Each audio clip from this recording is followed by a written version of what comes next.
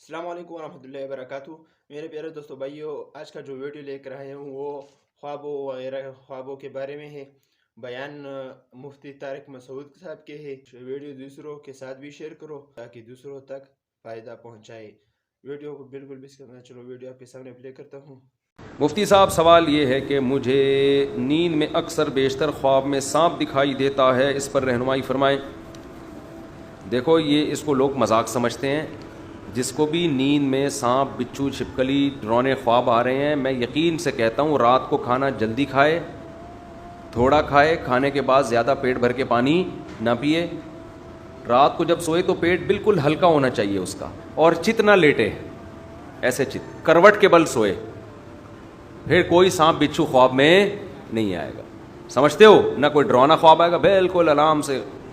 اب چت لیٹنے سے بچنے کا طریقہ یہ ہے کہ آپ بعض دفعہ کروٹ کے بل لیٹتے ہیں، سوتے سوتے میں آپ سیدھے ہو جاتے ہیں، آپ کو پتہ نہیں چلتا۔ تو اس کا طریقہ یہ ہے کہ آپ کوئی پوٹلا باندھ لیں کمر پہ، پوٹلا ہوتا ہے نا بھائی، کوئی کپڑے کا گولا بنا کے پیچھے باندھ لیں تاکہ رات کو کمر سیدھی نہ ہو سکے آپ کی۔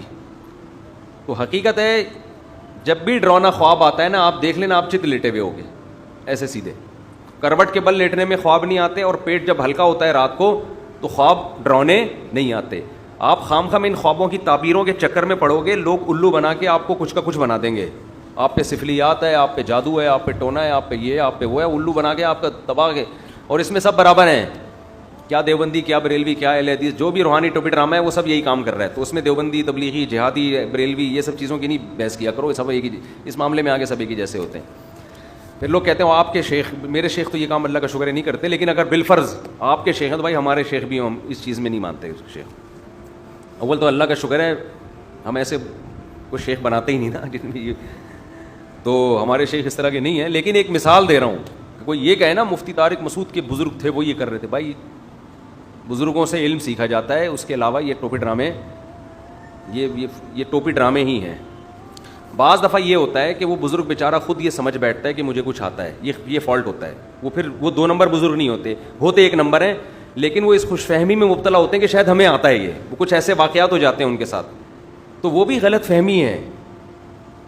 یہ خوب سمجھ لو، غلط فہمی میں بزرگ بھی آ سکتے ہیں۔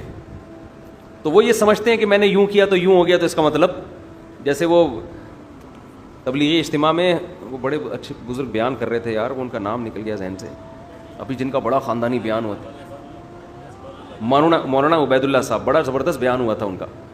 انہوں نے بڑی پیاری مثال دی کہ آپ اسٹیشن پہ کھڑے ہوتے ہو، ٹرین کو ہاتھ لگاتے ہو چل پڑتی ہے، ہاتھ لگاتے ہو رک پڑتی ہے۔ وہ تو ویسے اتفاق سے ہاتھ لگایا تھا بھائی ٹرینیں اسٹیشن پہ ایسے تھوڑی چلتی ہیں یوں ایک دم چلنا، ہمارے ہاں تو ٹرینیں ایسے چلتی ہیں، لگتا ہے کہ چل رہی ہے، پھر پتہ چلتا ہے کہ نہیں چل رہی ہے، ڈرائیور کہیں گیا ہوا ہوتا ہے چائے پینے کے لیے۔ تو اب تو پھر بھی اچھا ہو گیا۔ خوشحال خان خٹک میں سفر کیا کبھی آپ لوگوں نے؟ اللہ دشمنوں کو بھی نہ کرائے۔ کراچی سے خوشحال خان خٹک میں آپ بیٹھ جاؤ، آپ اگر مرغی انڈے لے کر گئے ہو نا تو چوزے نکل جائیں گے وہاں پشاور پہنچتے ہوئے۔ تو ایسی ایسی ٹرینیں ہیں، علامہ اقبال، تیز گام میں ایک دفعہ اپنے بچوں کو، گھر والوں کو لے گیا، میں نے کہا تیز گام کا مطلب کیا ہے؟ اسپیڈ فل ہو گئی، اسپیڈ بہت تیز ہوگی۔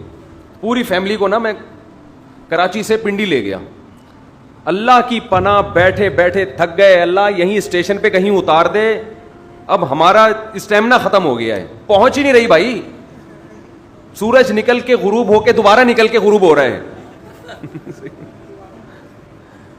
تھک گئے ہم بیٹھے بیٹھے نا۔ تو کچھ درمیان میں حالات ٹرینوں کے، کراچی لاہور والا جو سیٹ اپ ہے تھوڑا بہتر ہوا تھا، آپ کا پتہ نہیں، میرا خیال ہے ابھی شاید وہی ہو گیا۔